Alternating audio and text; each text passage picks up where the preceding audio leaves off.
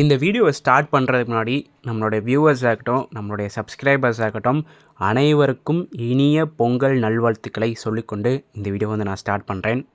ஒரு தரமான டீசரை கொடுத்து நம்ம தனுஷ் ரசிகர்கள் எல்லாரையும் மிரள வச்சுட்டாங்க அப்படி தான் சொல்லியாகணும்.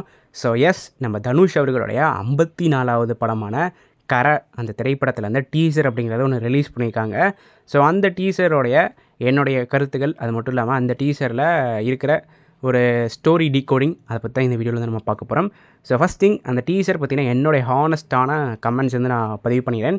ஆக்சுவலி அந்த டீசர் பார்க்கும்போது நம்ம தனுஷ் அவர்களுடைய கர்ணன் படம் எப்படி இருக்குமோ அதே ஒரு ஸ்க்ரீன் ப்ளே மாதிரி தான் இருக்குது. So full and full Dhanush அவர்களோட லுக்காக இருக்கட்டும், அந்த பேக்ரவுண்டாக இருக்கட்டும், எல்லாமே பார்க்க அப்படியே தான் இருக்குது. எனக்கு என்னவோ கர்ணன் படமும் அந்த வீரதீர சூரன் 2 நம்ம சியான் விக்ரம் அவர்களுடைய படமும் ரெண்டையும் கலந்த கலவையாக இந்த கரை இந்த திரைப்படம் வரும் போல் பார்க்க ஒரு பக்கா வில்லேஜ் ஸ்டோரியாக இருக்குது. ஸோ பார்க்குறதுக்கு ஒரு ரிவெஞ்ச் ஸ்டோரி மாதிரி தான் இருக்குது சொல்லியிருக்கலாம். முக்கியமாக தனுஷ் அவர்கள் பேக்ரவுண்டில் அவர் கொடுக்குற டயலாக்ஸ்லாம் வச்சு பார்க்கும்போது ஒரு ரிவெஞ்ச் ஸ்டோரி போலீஸ் ஸ்டேஷனில் வச்சு நடக்குது.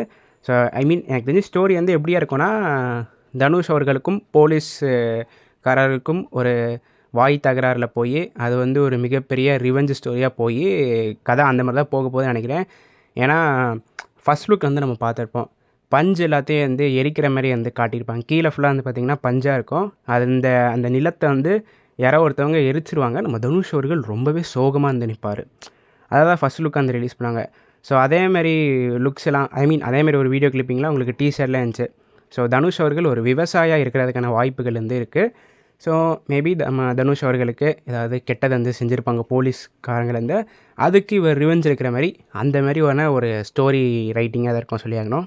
ஸோ இந்த படம் அப்படிங்கிறது இந்த சம்மரில் ரிலீஸ் ஆக போகுது அப்படின்னு ஃபஸ்ட் லுக்லேயே சொல்லிட்டாங்க.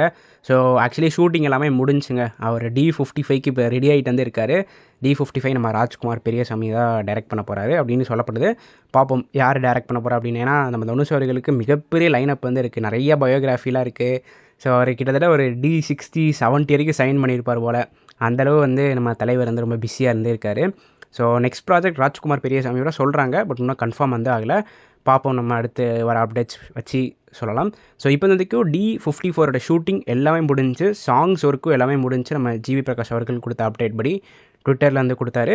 ஸோ அப்படி பார்க்கல மோஸ்ட் ப்ராப்ளி சம்மரில் ரிலீஸ் பண்ணிடுவாங்க. இப்போதைக்கும் ரிலீஸில் எந்த இஷ்யூவும் இல்லை. அதேமாதிரி நம்ம ஜனநாயகன் படத்துக்கு இந்த சென்சார் பிரச்சனை பண்ண மாதிரிலாம் நம்ம தனுஷ்கெலாம் பண்ண மாட்டாங்க. ஸோ மோஸ்ட் ப்ராப்ளி இந்த படம் சம்மருக்கு ரிலீஸ் ஆகும். எல்லா வேலையும் முடிஞ்சு.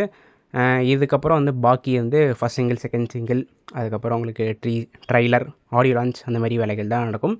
ஸோ தேரே இஸ்குமேனுக்கு அப்புறமா நம்ம தனுஷ் அவர்களுடைய கரை திரைப்படம் அவருக்கு ஒரு மிகப்பெரிய கம்பேக்காக இருக்கும் அப்படிங்கிற ஒரு எதிர்பார்ப்புடன் இந்த வீடியோ நான் முடிச்சுக்கிறேன்.